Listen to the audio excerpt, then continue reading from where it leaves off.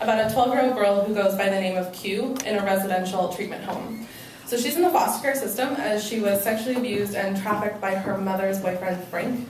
And her most noticeable injury is a scar, which she calls BB, that runs from her mouth to what's left of her right ear. And in this abbreviated chapter, Q is meeting her half-sister for the first time. Chapter 6, Half Moons. I saw her face, and it was nothing like mine.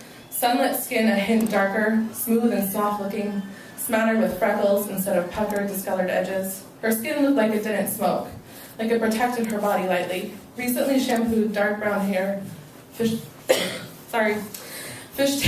down her back, resting at the bottom of her shirt, a star at the front. She would have been the first one to wear it. I bet they took her shopping, let her pick out her own clothes because it fit just right. Not too tight, but not too loose either.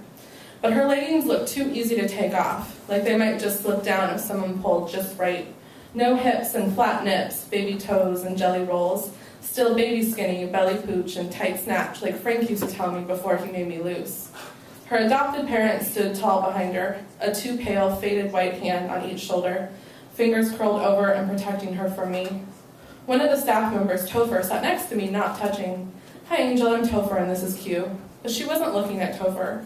"So, how do you get that scar on your face?" she asked, her eyes bright and clear at me. I tried to run. This was a bad idea, her other mother, mumbled out. "We have to go. Angel, move it."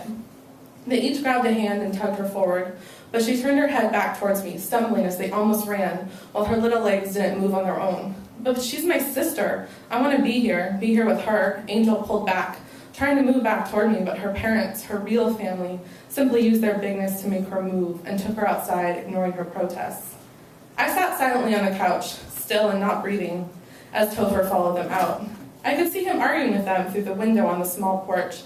His hands were waving in the air, his mouth was wide open, but I couldn't hear them. I wanted her to be here too. I wanted to know if the wrong people thought she was pretty, if her parents ever heard her, if anyone ever heard her, if she knew how to play Uno, if getting her hair braided made her happy, if she liked playing basketball or just liked trying to make a basket, if she ate apples whole or cut them up into slices, if her other mother made her hot breakfast or she ate cereal or nothing at all.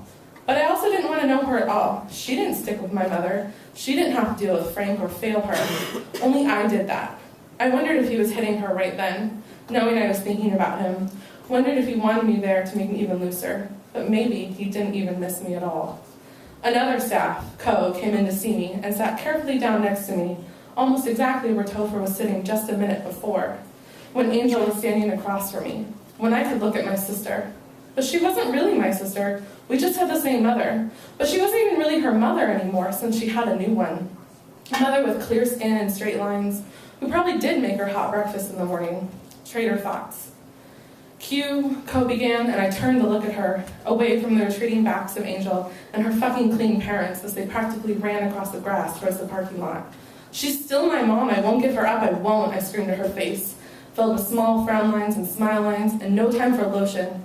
Noticing Topher had come back inside and was standing behind Co, backing her up, making sure she was okay, making sure I wasn't fucking hurting her. Co remained seated, her lines barely visible with the even press of her chapped lips. I wanted to choke the calmness from her, to dig my fingers into her delicate neck and feel the soft skin as it pressed in firmly, but with the give of blood and water. But I also didn't want to touch her at all. "Q, this isn't your fault," Co stated, her eyes blinking normally. "You didn't do anything wrong." "Of course I did. Of course I'm wrong. Don't be fucking stupid." I stood up and saw Frank's face on Topher, noticing for the first time how much he looked like him, and his dropped lip and barely defined arm muscle, and the slight stubble on his pointy chin. I could feel it scratch my face, my thighs, and I ran toward him, hearing my mom wail that I'd abandoned her like everyone else. Co stopped me quickly and wrapped my arms straitjacket style and held my wrist from behind, knocking me backwards to sit on the floor against her knees. "No, I have to stop him, please," I sobbed, yanking my arms as hard as I could, but she wouldn't let go. She just locked my elbows and squeezed my wrists, tight enough so I couldn't struggle too hard, but not too tight to hurt me. She wouldn't hurt me, even though she should. "He's not here, Q, he's not here," Co said in an even tone, but I knew he was. I knew it as much as I could feel the breath in my skin, as much as Vivi was my only constant.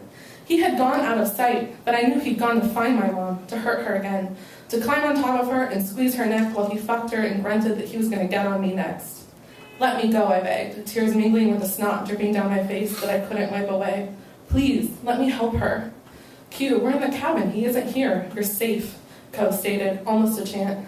What color are the walls, Q? What color are they? I pulled and twisted and tried to kick my legs, but I noticed someone was holding them down, her back to me, her arms encircled around them, not letting me kick. Haley, I thought, noticing her bleached hair tangling around her bun, and the faint smell of cigarettes. I never saw her smoke. My eyes were swollen, but I squinted as I felt the press of Co's calloused fingers against the tightness of my skin, felt the rough cotton of my clothes. They're blue, I choked out, seeing the paint, seeing the scratch marks, the dents, the spackle, the random crayon marks. No one had time to get off. Yes, Q, that's right, they're blue. Do you know where you are? The cabin. I'm in the family room. I'm in the family room. I stopped the struggle in my limbs, giving up because I knew I was too late. That's right, Q. You're with Haley and me in the family room. Since you stopped struggling, I want to stop holding you. If we let go, will you try to get away? No. Once we let go, your next instruction will be to walk to the desk. Will you be able to do that? Yes. After counting to 5, they let go, and I walked to the desk, sitting in the chair bolted to the floor. Co pulled up a chair next to me, and I could see red half-moons on her wrists, small droplets of blood modeling her skin. I glanced at my own fingernails and saw the red rims on the jagged edges. Her blood screaming at me that I'd hurt her, just like I hurt everyone else. I could hear Co trying to get another staff to switch her out. But I got up and finally dug my nails right into Vivi, waking her up, exploding my head, surrounding myself with my own fire so I could burn on my own. Thank you.